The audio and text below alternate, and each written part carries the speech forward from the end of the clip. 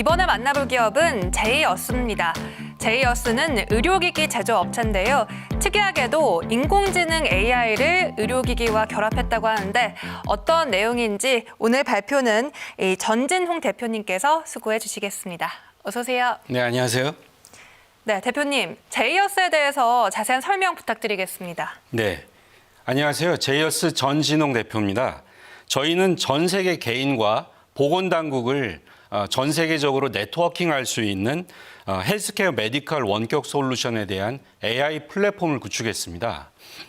현재 포스트 코로나 이후에 생활 방역은 이제 기본이 되었죠. 절실한 것은 그 실시간 면역 수준 분석인데요. 이런 그 혈압 변화처럼 요동치는 고가의 면역 검사를 저희가 매일 할 수는 없는 사정입니다. 여기에 저희가 개발한 앱을 통한 비대면 AI 서비스를 한다면 신속하게 글로벌하게 사업 모델을 구축할 수 있게 돼서 이렇게 발표를 하게 되었습니다. 모든 질병은 면역력이 떨어질 때 잘 걸리는데요. 일상생활에서 내 면역력 추적을 하고 분석을 가능하게 해준다면 어떨까? 여기에서 나온 결과를 나만 봐도 되고 또 이 결과를 공유해서 보건당국과 함께 공유하거나 서드파티 그런 회사들과 함께 공유하게 됩니다. 이런 면역 코호트 플랫폼이 바로 저희 사업의 핵심이 되는 것입니다. 제가 질문 하나 하겠습니다. 신입 우주비행사들이 그 대상포진에 잘 걸리거든요. 그래서 왜 그런지 아십니까? 우주비행사가 왜 대상포진에 걸리는 거죠? 네, 예, 잘 모르겠네요. 신입 우주비행사들은 스트레스가 만만치가 않습니다. 그래서 신체와 정신적인 그 스트레스 때문에 바이러스에 대한 그 대응이 느려지게 됩니다. 이런 이유로 대상포진에 걸리게 되는 건데요. 면역력이 떨어진다는 거죠. 그런데 대상포진이 걸린 이후에 면역력이 떨어졌다는 것을 알게 되면 그 소 잃고 외양간 고치는 격이니까 이렇게 면역력 저하를 예측하기 위해서 휴먼 동특성이라는 것을 분석하게 됩니다. 나사가 이제 미국 우주국이잖아요. 그래서 극소수 전문가들과 이런 나사 전문가들이 항공우주의학의 임상 연구 결과를 적용한 결과를 저희가 잘 활용해서 AI 학습을 시키는데 성공을 했습니다. 다음 소개로 제가 발표를 하게 될 건데요. 설명을 해드리겠습니다. 저는 그 학부와 석사 과정은 항공우주공학을 전공했습니다. 자동차의 탑승자에 대해서 신체 관성 정보를 예측하고 분석하는 일을 했는데요. 보통 자동차 충돌 시험이라든지 시뮬레이션 결과가 그 미국이나 캐나다나 유럽에 자동차를 수출하는데 필수 항목이거든요. 그러니까 아시는 분들은 아실 건데요.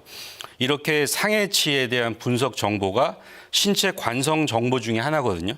그래서 저는 그 박사학위는 미국 미네소타 주립대에서 비헤비어럴 사이언스라고 행동신경과학 분야로 우주비행사들의 파킨슨과 근감소증에 대한 연관성이 있다는 것에 대해서 연구를 진행했습니다. 그 우주비행사들의 파킨슨 질환과 근감소증 질환의 연계성은 중력하고 상호작용을 하는데요. 그 신체 기능들의 그런 휴먼 동특성을 분석하는 것이 주된 연구의 분야입니다. 이런 것을 소위 항공우주의학이라고 하는데 우주항공 선진국이라고 할 수 있는 미국, 유럽에서는 이미 충분히 발달된 분야인데도 다른 것에 대해서는 굉장히 발달한 대한민국이 이 분야에서는 아주 미약합니다.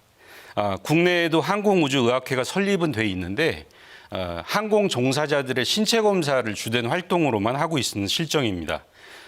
귀국 후에 우리들 병원재단에서 그 5년간 근무를 했고요. 현재는 국가수리과학연구소 그리고 연세대학교 계산과학센터의 수학 박사님들하고 같이 휴먼 동특성에 대한 AI 개발을 완성을 했고요. 현재 제이어스 엔지니어들의 그 임상 적용 기술을 교육하는 총괄 업무를 맡고 있습니다. 저희 회사는 2015년에 설립을 했고 2018년 1월에 그 이미 시리즈 A 투자 유치에 성공했습니다. 시리즈 A 투자 유치를 받기 전까지는 그 병원에서 사용하는 임상 동작 검사 기기를 공급을 했고요. 세브란스나 고대 병원 등 대학병원에 납품을 했고 현재 강남 세브란스 병원에서는 환자들한테 고가의 비급여 형태로 급여를 받고 있습니다. 뿐만 아니라 이제 저희는 첨단 임상 연구를 진행하다 보니까 국가나 지방 정부의 그 혁신적 솔루션 같은 것을 많이 제안하게 됐었는데 현재는 그 부산시와 세종시의 스마트 시티 내에서 시민들의 면역력 추적 분석을 할 수 있는 비대면 면역력 분석 플랫폼을 구축하는 데 제안을 하고 있습니다. 질병의 원인에 대해서 저희가 전문가들의 그걸 보면은 총 3가지로 분류가 가능하거든요. 이 중에서 이제 가장 많은 그 질병의 N수, 프리퀀시라고 하잖아요. 걸리는 거는 거의 대부분 퇴행, 디제네레이션인 분야죠. 그런데 이제 첫 번째 인펙션은 감염이라고 하는 것은 사실상 개인이나 파급력, 사회 파급력 효과에서는 가장 1순위라고 볼 수가 있겠습니다. 여기서 이 그림을 한번 보시죠. 이건 의사 선생님이 아니라도 누가 정상인이고 누가 근감소증이고 누가 파킨슨병인지 이미 잘 알고 있습니다. 중요한 것은 어떻게 질병을 조기 예측할 수 있을까? 이미 외관상 관찰되면 늦었죠. 바로 면역 수준을 파악하는 것이 관건인데요. 질병의 조기 예측의 단서가 되기 때문입니다. 하지만 혈압처럼 수시로 이 면역 수준이 변하는 것을 어떻게 우리가 지속적으로 따라잡을 수 있을까? 그것이 관건입니다. 현재 많은 AI 전문 회사들이 PHR 정보, 그다음에 의료 정보를 통해서 많은 제안들을 하고 있는데요. 이 그 한계점이 분명히 존재합니다. 대부분 과거 정보를 사용한다는 것인데요. 그러다 보니까 기존에 나와 있는 그 보험사에서 쓰는 건강 분류 알고리즘이 있거든요. 그것과 거의 대동소이합니다. 그리고 그 문제는 뭐냐면 앱에 들어있는 센서는요. 사실은 굉장한 정밀도를 가지고 있습니다. 어느 정밀도냐면 미사일에 들어가는 정도죠. 그런데 중요한 것은 정밀도는 높은데 그 사용되는 정보의 정확도가 떨어집니다. 쉽게 말해서 운동량이나 만복의 속도의 정보는 주는데 그 정보가 so what? 그래서 어떻게 하겠다는 건가? 그렇게 되기 때문에 데이터 활용이 떨어지는데요. 저희는 이렇게 2가지의 그 솔루션으로 코어트 플랫폼의 완성의 극치를 보여줄 수 있다고 자부하고 있습니다. 면역 수준의 분석 예측을 아까 말씀드린 동작 특성의 AI 학습으로 극대화를 시키고 앱을 통해서 비대면 동작 특성의 원격 솔루션을 완성을 시켜서 개인의 디지털 트윈이라는 것을 저희가 형성해 줄 수 있기 때문입니다. 저희 그 기술력의 중심은 사실상 바로 이 수년 동안 저희가 인구 특성과 건강검진 데이터 그리고 의사들의 임상 정보들을 학습시켰다는 데 있습니다. 면역 수준에 영향을 미치는 다양한 요인들을 학습시켰다는 것이죠. 예를 들면 수면이라든지 스트레스 같은 것들은 면역 수준에 굉장한 영향을 미친다고 이미 알려져 있지 않습니까? 가장 어렵지만 저희가 공을 들인 그 학습 과정은 기계 학습의 과정은 부산시에서 저희가 3년 동안 수행한 그 총 3만 명에 대한 IRB를 인정을 받고 동작 특성을 검사한 일이었습니다. 그래서 지금까지 아시아 계통의 사람들, 그다음에 서양인들, 그다음에 중동 사람들까지 포함한 거대한 그 인구 통계학적 데이터가 만들어졌고요. 성별로 18세부터 90세 나이, 그다음에 키와 몸무게를 세부적으로 분석할 수 있도록 해서 결과적으로 10단계의 면역 수준을 분석하고 예측할 수 있는 그런 플랫폼을 완성을 시켰습니다. 다음 그림은 휴먼 동특성이 바로 신체 영역별로 세부 학습을 시켜서 분석을 하고 나오는 그런 측정 변수들을 통해서 근감소증과 파킨슨에 대한 그 특성을 추출할 수가 있었다는 것을 보여드리고요. 덩달아서 인지 기능에 대한 영향을 미치는 치매까지 저희가 동작 특성을 인공지능 학습을 시킬 수가 있었다는 것을 보여드리고 있습니다. 저희 그 기술력의 총화, 그 핵심은 바로 이 AI 플랫폼이라는 설명을 할 수가 있는데, 이 그림은 어떠한 형태의 그 인공지능이 어떻게 작동하는지를 보여주는 그림인데요. 스마트폰이나 이 스마트워치나 스마트 슈즈 또는 어떤 다양한 웨어러블에 존재하잖아요. 그런 웨어러블 입력 정보가 들어오더라도 저희의 그 모션코어 인공지능은 이런 정밀한 면역력 수준을 분석해주는 그런 도식을 보여주고 있습니다.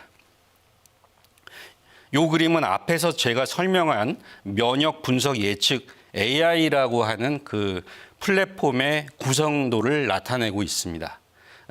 데이터를 게더링하고, 그러니까 획득을 하거나 또 모델링을 하고 AI의 피처라고 하는데요. 특성 추출을 하는 그런 것들, 그다음에 알고리즘, 그리고 예측하는 부분, 그런 것들을 또 사용할 수 있는 API를 형성하는 부분들을 나타내고요.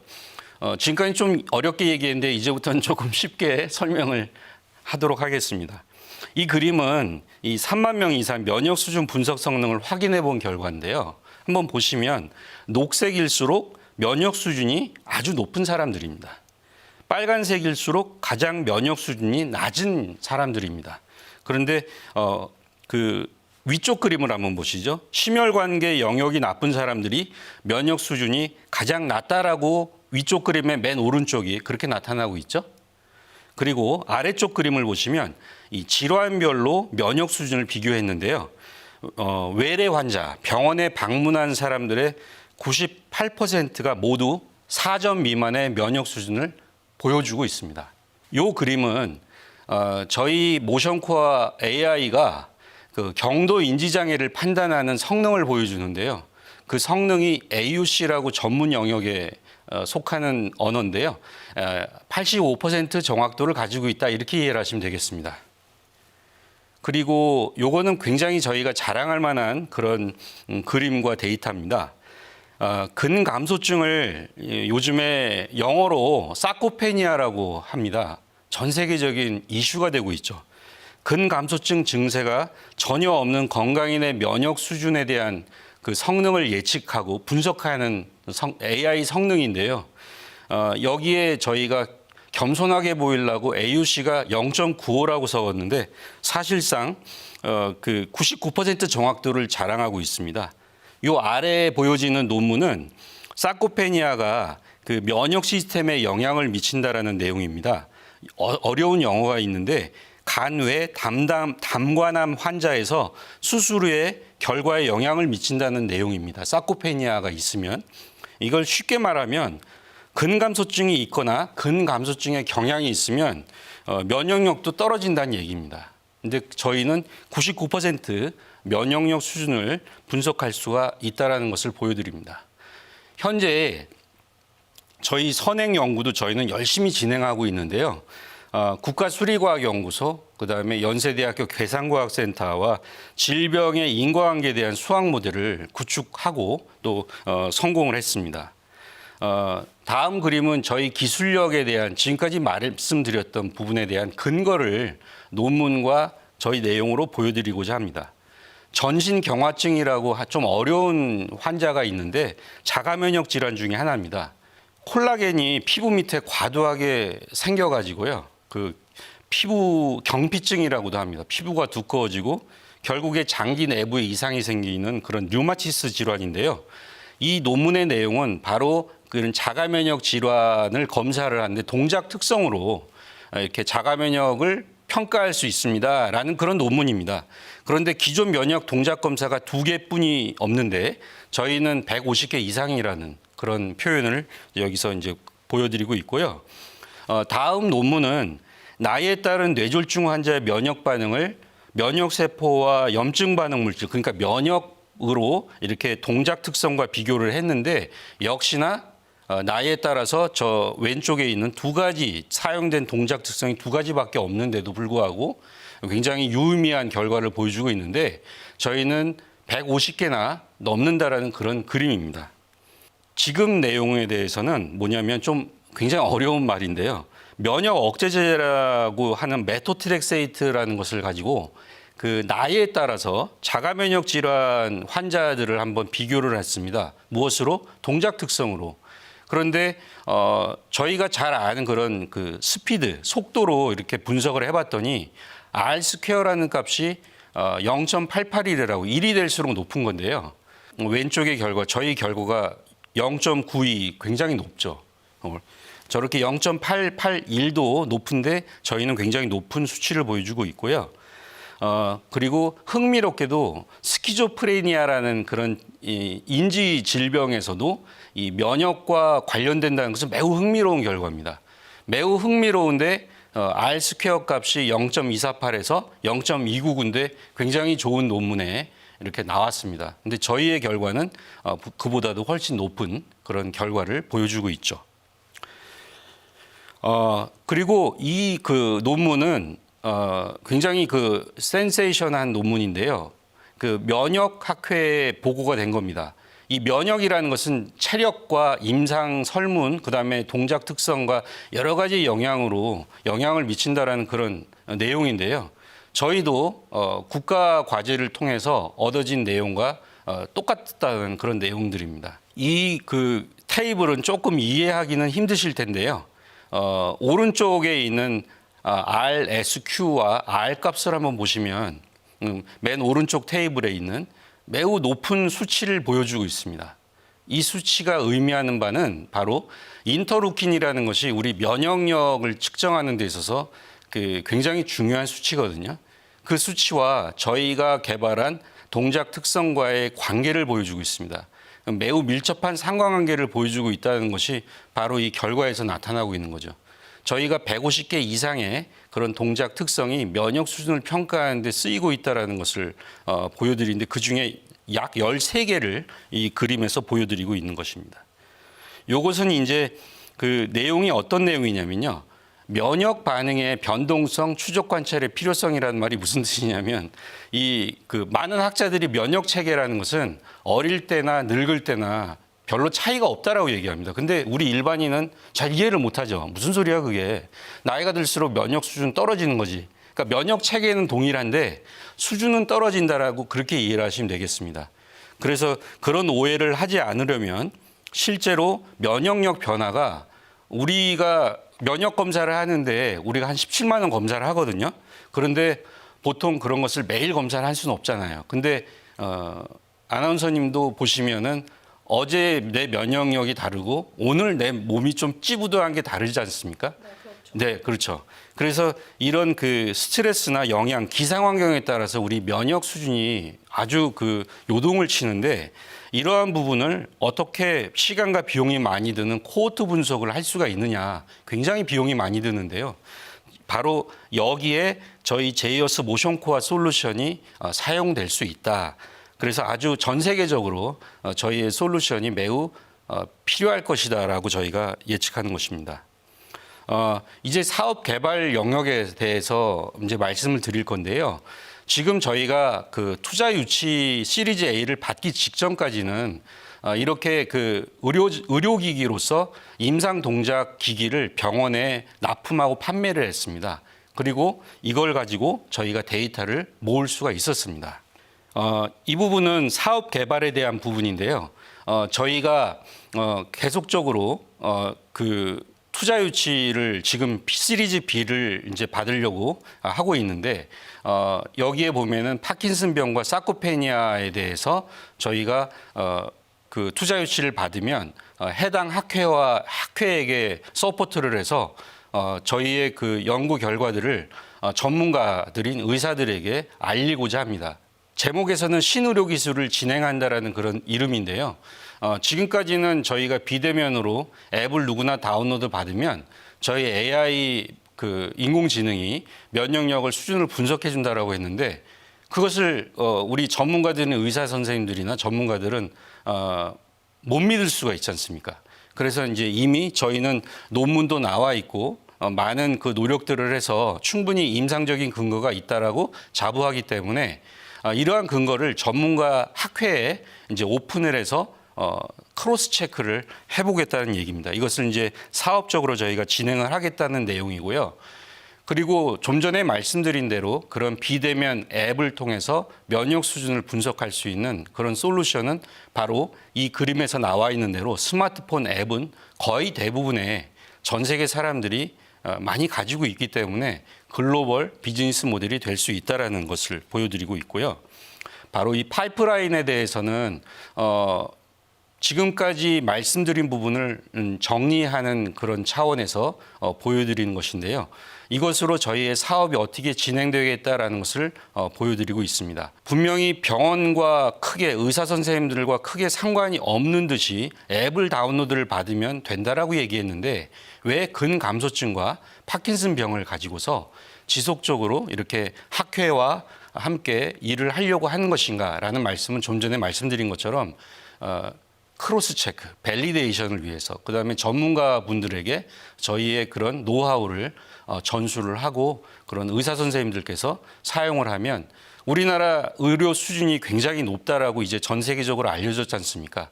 그래서 저희가 홍보 마케팅을 하는 것이 아니라 대한민국의 근감소증 학회와 파킨슨 학회가 전 세계에 저희를 대신해서 홍보할 수 있다라는 전략인 것이죠. 마지막으로 저희의 그 비즈니스 모델은 기술 로열티, 그다음에 유지 보수, 데이터 사용료에서 받을 수가 있겠습니다. 다운로드는 무료입니다. 그죠? 그러나 세계보건기구, 그다음에 비만학회, 근감소증 학회의 그런 전문가 학회에서 학회가 제공하는 그런 기준에 맞는 알고리즘을 저희가 개발해서 거기에 따른 건강 수준 평가는 인류에게 모두 오픈이 되어 있는 것이기 때문에 그런 건강 수준 평가는 무료로 하고요. 단지 면역 수준 평가는 분석을 차등화시켜서 매일 일주일에 3번, 일주일에 1번 그래서 월 평균 분산을 제공하는 그런 데이터 가공, 데이터 분석을 비즈니스 모델로 하고요. 고급 기능으로는 면역 저하 영역을 예측해 준다는 거. 그래서 당신은 면역 수준 떨어졌는데 근골격계 면역 수준이 떨어졌습니다. 또 어떤 누구는 전정계가 떨어졌습니다. 어떤 분은 신경계, 어떤 분은 심혈관계가 떨어져 있습니다라는 그런 고급 기능을 알려드릴 수 있고 질환 예측으로는 근감소증, 그다음에 경도인지장애, 파킨슨병의 예측을 저희가 앱으로 유료 모델로서 할 수 있다라고 보고 있습니다. 네, 인공지능 AI와 의료기기의 결합, 제이어스의 전진홍 대표님께서 오늘 발표 수고해 주셨습니다. 고맙습니다.